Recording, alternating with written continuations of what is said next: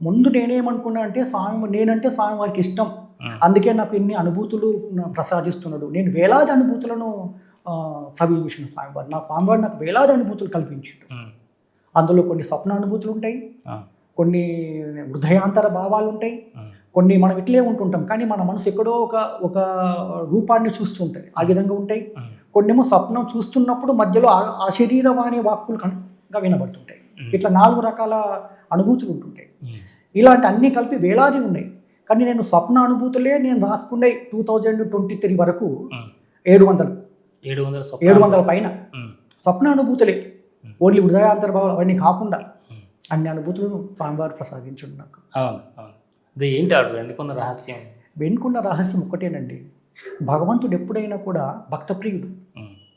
ఆ భక్తులు పైకి రావాలని, భక్తుల ఉద్ధరణే ఆయన యొక్క ఏకైక లక్ష్యం నేను గ్రహించింది. అసలు చెప్పాలంటే నా గురించి ఎక్కువ చెప్తున్నట్టుగా కనబడుతుండొచ్చు కానీ అది చెప్పక తప్పదు. మనకు భద్రాచలం ఉన్నది, యాదగిరిగుట్ట ఉన్నది. ఈ 2 క్షేత్రాలు కూడా ఇక్కడ భద్రుడు అనేటువంటి ఋషి, అక్కడ యాదగిరి అనేటువంటి ఋషి వాళ్ళ ఇష్ట దైవాలను ప్రార్థించి సాధన చేసి యోగ్యత సాధించి ఆ దైవాలను పొంది ఆ తర్వాత వారి యొక్క అంశను అక్కడ స్థిరీకరించడం వలన భద్రాద్రి క్షేత్రం ఏర్పడ్డది.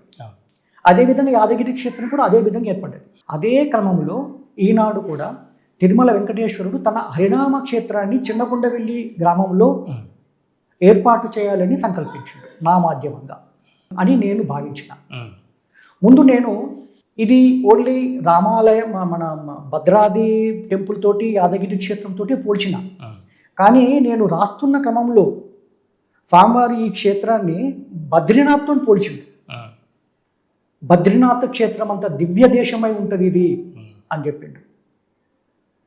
అదేవిధంగా ఇప్పుడు మనకు ఎన్నో వెంకటేశ్వర స్వామి ఆలయాలు ఉన్నాయి, కానీ ఏ ఆలయంలో కూడా భక్తులు ఆకర్షించబడరు. కానీ తిరుమల ఆలయంలో ఒక దర్శనం ఇస్తా అంటే 3 రోజులు వేచి చూసి క్షణకాలపు దర్శనానికి సంతృప్తి పొందుతున్నారు.